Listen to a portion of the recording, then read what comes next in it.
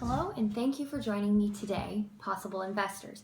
My name is Ashley Percy. I am the owner and head trainer at Workout with Ashley. I'm going to give you a brief overview today of my business, what services we offer, description of research methodologies I have used to create my service, as well as some other information about the planning process, the launch plan, details about costs, revenue, sales, and I'll also discuss how I plan to gain some competitive advantage in the market, as well as the laws and regulations that I have to follow. And then finally, I'll discuss the 4 P's of marketing involved in my service, how I will grow internationally, growth strategy, product life cycle, the global supply chain, some of my biggest competitors, the resources I will require for my service, and challenges I may face logistically and how I will overcome them. So we're going to start off here, just moving on forward. Service overview. So at Workout with Ashley, we are a comprehensive group and personal fitness training studio. We offer many different group fitness classes as well as personal training, meal planning, online fitness workouts via YouTube and our app, Workout with Ashley. And all of the service comes at a low cost to our customers. I'll just show you a quick little demo video here of what we have to offer.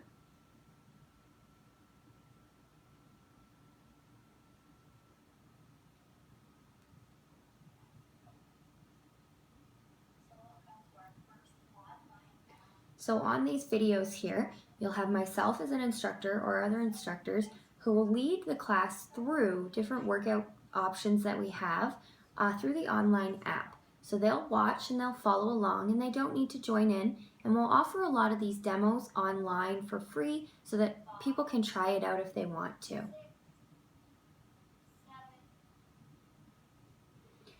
So the external environment of my business can be described as the factors that affect a business but that are out of your control. So these can be broken down into 6 categories known as PESTLE: political, economic, social, technological, legal, and environmental. Each has a different impact on my business, and while some may be negative, others may be positive. My business is following new trends, not only in social, but technological and political context as well. So the political aspect of the external environment can be challenging with new parties in control. So changes to rules and regulations on businesses can have an effect on my business. However, I believe my business will be able to benefit in this case. With the shift in the economy and Canada now taking on more service-oriented and less manufacturing, I believe my business is perfect for our changing workforce. Not only because my business is growing service industry, but because with more sedentary jobs, people will be more interested in doing a fitness location. Social trends are changing all the time. With the rise in obesity, more and more people are looking for options to get healthier and do more fitness activities. So this is a rise in popularity in my business. And our group classes will be in line with the new workout trends, including body weight training as well as HIIT, which is high intensity interval training, which is the newest IT thing and has been shown to be the most effective training. So these advantages here offer something that my business can move forward to the future. I'll also have a Facebook page to post the demo workouts like I had said, as well as an app so that people can follow along whether they be members or not. So the economy can also have a great effect on my business. In Windsor, we are recently moving forward where we are lowering our unemployment rate, but I plan to still offer low-cost classes to encourage those to attend. Ethical issues that can occur in my business that I must consider, whether you sell a product or offer a service, whether your company is big or small. There will always be ethical standards that must be followed. And there will also always be, unfortunately, ethical violations. To ensure my business avoids these violations, we will achieve a high ethical standard through strict ethics policies. I will ensure that myself and all my employees understand and abide by my policy at all times. Some ethical issues that can occur in my business include providing services above the training that they have, treating people differently based on ability and accessibility, and finally, offering individuals services far over their needs or financial ability under guise of healthy living. There are 2 main types of research methodologies: qualitative and quantitative. For my service, I will be utilizing a combination of both. I believe that this is the best option because it combines the advantages and disadvantages of both. Quantitative research is more structured and numbered based. You use a hypothesis and a set of questions posed to participants. The results are put into numbers in order to analyze. Qualitative research, on the other hand, is a little more subjective and involves subjectively analyzing worded responses rather than through numbers. So each of them, like I had said, has advantages and disadvantages, and I hope to use both to gain the most knowledge that I can. So I've included some possible questions that I can use in my research. For example, a quantitative example would be, what types of classes would you like to attend? Please rank them in order. So there I can get numbers that I can find out which one would be more popular. A qualitative would be, please list some specific examples of exercises you prefer and why. So here I need to analyze what answer they've given me and be able to say with the why that maybe I can find some other exercises they like that are similar to this. So this doesn't give me a numbers answers. The planning process is detailed here in my notes. And so this is where your company is now and where you want to take it in the future. This allows businesses to properly allocate resources and accomplish their business goals. There are several steps to process for my business that I will ensure I work through. To begin, I must define my launch objectives. So this means that I must decide if I plan to do external or internal launch. Will I plan to open to the public or do a soft launch with my family and friends? My plan is to do a soft launch with family and friends just so I can get moving there and have the instructors practice before we launch externally.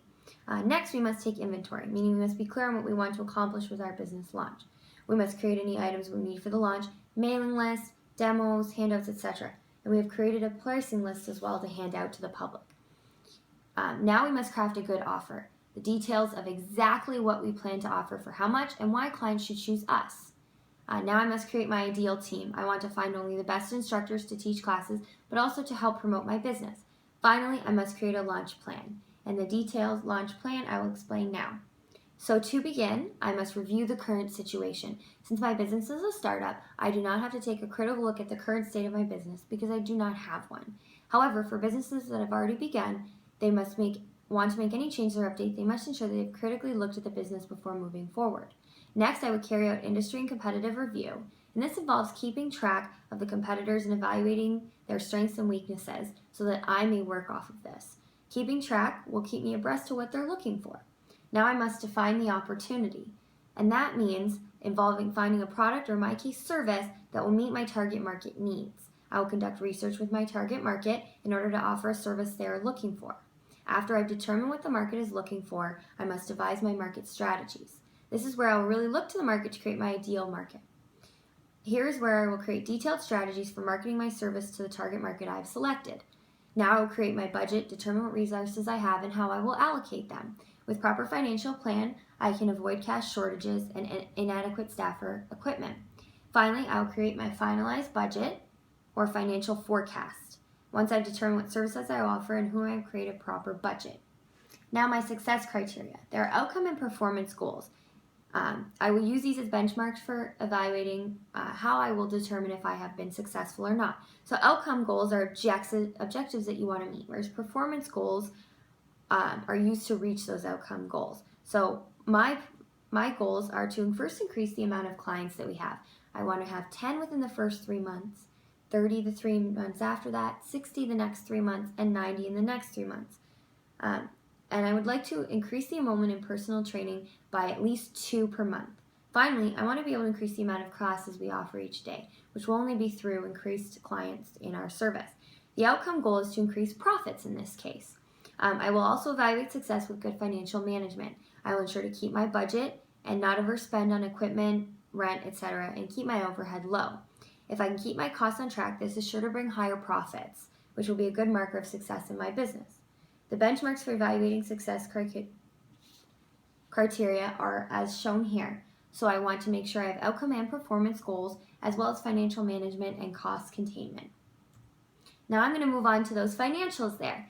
So my first year of sales is projected to be $57,000. Where do I get this? I have taken an average of 100 per client and multiplied by that by what I expect per month. Like I had said, 10, then 30, then 60, then 90, which leads me to the $57,000. Now I'm going to look at my costs. I found a location in the trendy part of Windsor for $1,000 per month, all inclusive. So this will be $12,000 for the first year. Now I'll move on to my equipment. I have budgeted for all equipment needed for any classes and personal training sessions, about $10,000 for the first year. And finally, my wages for my employees are just under $29,000. I got this from paying my employees $15 per hour and they'll get an hour-long class, 15 before and 15 after for setup and cleanup. We'll begin by offering 2 classes per day, and then we'll move into 5. So the average result there is just under $29,000. When you subtract these, you get your revenue. So my first year revenue, as it shows here, would be $6,335. My competitive advantage, I believe, is great because I do offer low-cost services here. It is defined through Investopedia as the advantage that a firm has over its competition, allowing it to generate greater sales or margins and retain more customers than its competition. There can be many types of competitive advantages, including firm's cost structure, product offering, distribution, network, and customer support. My competitive advantage is that I offer the same great service as many of those big names such as Good Life Fitness, but I do it at lower cost. We are more close-knit and we really care about our clients. So they don't need to be a member to join classes, and as well, any personal training does not cost more like it would with a membership to Good Life Fitness. You don't need to be a member at our location in order to get personal training. So laws and regulations. I offer a comprehensive fitness and workout service. There are several laws and regulations that I must follow. To begin, many of these apply to any business that's in Canada and are located at the municipal, provincial, and federal level. So, to begin, health and safety regulations are always a must. I must be a licensed business and have permits needed at various levels of government. I must be accessible under AODA. I will also be renting my landlord, so I must ensure that the building code is kept up to avoid any safety concerns with not only myself and my employees, but also my clients. I will also require permits needed for registering my business, recruiting and hiring employees. As well, all employees must be licensed personal trainers through CanFit Pro with certification up to date. I also feel that it is important that myself and all employees are fully trained with standard first aid and CPRC, and we will keep those up to date. We are, however, not doctors. We are only personal trainers and fitness instructors, so we will not offer advice above our training. We make sure our business is available to everyone for any reason, whether it be disability, fitness ability, or anything else. We make sure to accommodate all. Now I'm going to move on the 4 P's of marketing. They stem from the marketing mix created by Neil Borden. The marketing mix is important when branding your product or service and creating a competitive advantage. The way we get the 4 P's of marketing here is E. Jerome McCarthy boiled down the marketing mix that Borden had created and created those 4 P's, which are product, price, promotion, and placement. The product is a specific item you are planning to sell to your customers. Before bringing your product or service to market, you must ensure you have a clear understanding of what it is exactly, its features, and how it meets the customer's needs. You must know what the product looks like, how much you'll charge your customers, and things like that. So that moves forward to the price here. So price is exactly what you'll charge your customer for that product or service that you plan to market. Price is determined through many factors such as profit margins, supply and demand, and marketing and pricing strategy. Different pricing strategies are profit-oriented, sales-oriented, status quo. I'll be using sales-oriented because I am more concerned with offering low prices and getting more customers healthy and fit rather than just those profit margins. Promotion is how you will market your product or service, what avenues you will utilize for potential customers, such as advertising, PR, social media, email, and search engines. My business will use social media, apps, and word of mouth from our clients. Since we're a small startup, these are low-cost ways that I can advertise my business. Finally, placement indicates where and when you will market and sell your product. It's all about finding the right place, the right time, and the right location. I offer my service out of my own shop, so this will be the only location for the service other than going online through YouTube or through our app. So I will need to pick the prime location. I have selected a trendy up-and-coming location in my city, Windsor, Ontario, so this is the perfect place to find the clients that I'm looking for. Next, I'm going to move on and talk about the growth and life cycle of my products. There are several different growth strategies available. The top 2 that I want to apply are product development and market development. Product development is to develop new products or service to sell to the customers that you already have and new customers that you would like to have. Whereas market development is to sell more of the products or service to an adjacent market, such as another city or state or province, country, what have you. I want to apply both these strategies because I hope to be able to offer more types of classes in the future and services out of my first location, but I also want to branch out to areas around me and possibly even further. A product will cycle through a sequence strategy known as a life cycle. I have it shown here in a graphical format. So it goes from introduction stage, growth stage, maturity stage, and then the decline stage. The introduction stage is where a company would build up its product awareness and develop a market. Next stage, as I had said, is the growth stage. This is where the company would build up brand preference and increase its market share. The next stage, maturity stage, this is the main goal for a company here, is to defend its market share as well as attempt to maximize profit. Then finally, it goes into the decline stage. At this point, the company has a few options. Choose to maintain the product by adding new features or finding new uses, harvest the product by offering less just to a specific niche, or they may finally choose to discontinue that product. For my service, we are currently in the introductory stage, as I have not started my business yet. We are working to build product awareness through social media and word of mouth by family and friends. Once we get new clients in the door, we are hoping that they will refer to our family and friends once they enjoy our service that we offer. I'm working to develop a market for my product through creating target market and offering them a high quality, low cost service. Now on to my global supply chain. The global supply chain encompasses the procurement, production, warehousing, and distribution, including transportation. Management is important because it can become costly if not managed properly. To begin, many companies make the mistake of involving excess countries and locations, which can become a big hassle as there are many places for the item to go through before it arrives to its final customer. Companies therefore cannot rely on simply selecting countries with low labor costs to save money. There are many expenses involved in overseas business dealings must be considered. For example, countries must consider the current and possible future exchange rates because what is a deal now may not be a deal in the future. Companies must also consider taxes.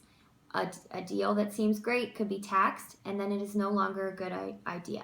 My business offers a service, so I do not need to worry about this other than my equipment that I need to offer. So if I choose to expand globally, I may need to find new equipment suppliers because they may not be available in the country that I have, or bringing them in may simply just not be feasible or worthwhile financially. So I need to take this all into account before I move into a new country. I also must take in different cultures, practices, and social norms when moving my country globally. There may be certain customary practices that I may need to be knowledgeable about so I don't offend any international potential customers, suppliers, or investors. Recruitment of resources. There are several resources that I will need to recruit, but most importantly is my employees. I will recruit them from social media, Kijiji, friends and family, or any conventions and expos. Additionally, I will request that they pass along, my friends and family are always my best asset. They can pass along these informations.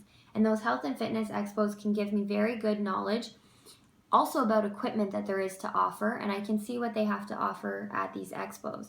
I will also be able to find any good suppliers for equipment there. I'll be hiring on 2 employees to start because we're only offering 2 classes per day, and 3 employees, so 2 that I will hire and myself is more than enough at this point. Once I begin to add more classes, I may need to hire on more employees. Our competition. There are several global competitors. These include Good Knife Fitness, which is number 1 in Canada, number 4 worldwide, Planet Fitness, Gold's Gym, and any local yoga studios or CrossFit gyms, as these are up-and-coming types of places that people like to perform fitness activities. I will compete with Good Life by offering my services at a lower prices and being a closer-knit community where everyone knows everyone's name. Customers can join a single location at Planet Fitness for only $4.99 every other week. Gold's Gym is another big name. There are many smaller yoga fitness places and CrossFit gyms, but these are much more expensive than what I offer. So I will make sure that I have a competitive advantage here by offering a low price, but I will compete with Planet Fitness by offering more services for the same price.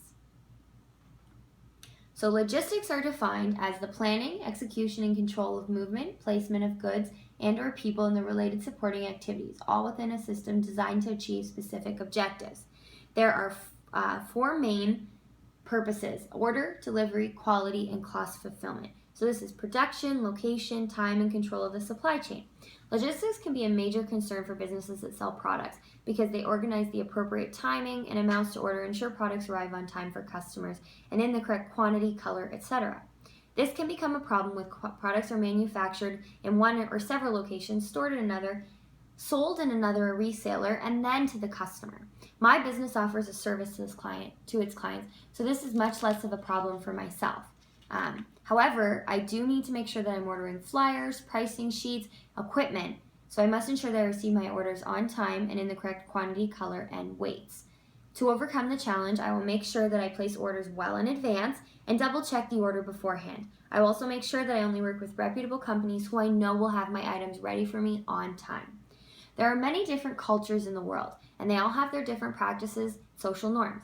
Canada is a cultural mosaic with different cultures reside in Windsor alone, where my business will be based. Therefore, I must take all cultural considerations into account when I conduct my business.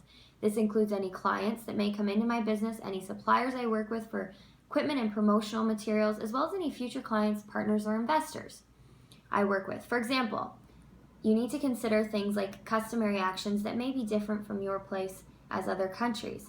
In Japan, it is customary to face each other when meeting and bow.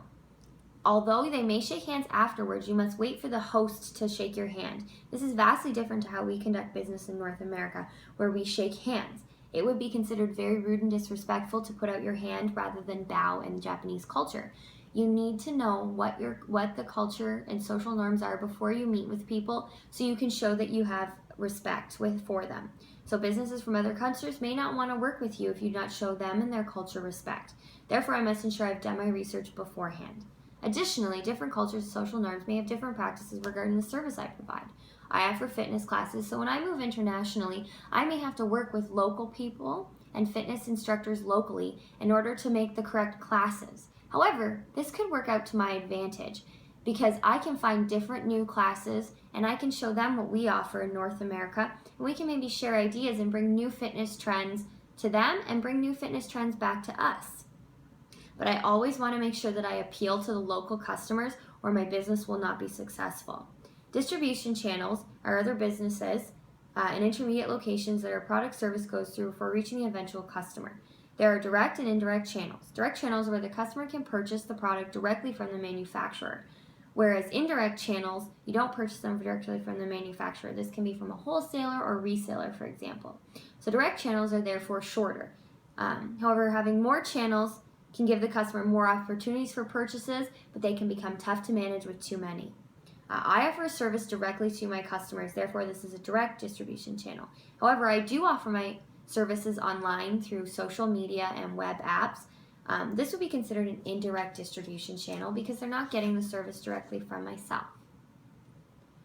In conclusion, my positioning statement here is Workout with Ashley provides adults over the age of 18 of any fitness level and ability with the highest quality and low-cost group fitness and personal training classes than any other fitness studio in the industry. We do this by working closely with our clients to create customized plan, eliminate overhead with online class options, and using only the highest trained course instructors and personal trainers. Now that I've laid out my full business for you and plan to implement my business, I want to discuss why you should invest. Investing in my company is like investing in the future. Healthy people live healthier lives, and that's my goal here. Why not be a part of a healthy life? It's a simple, small investment that can only grow. We have low overhead costs and are able to run our business while offering clients low costs. Investing in my company is a good idea because we offer a very popular service and we know this will be very profitable. It is very trendy now to get healthy and we stick with the trends. The classes that we offer will change with the trends. If the HIIT classes, those high intensity interval training, are determined to not be as successful as we thought they once were and not as popular, then we'll move on to something that is more popular. So we're always staying with the trends to make sure that you as the investor are always getting a maximum profit. Health and fitness is always popular and it's becoming even more popular. Many people are looking for specialized classes they can attend, and we offer classes for all fitness levels, abilities, and disabilities.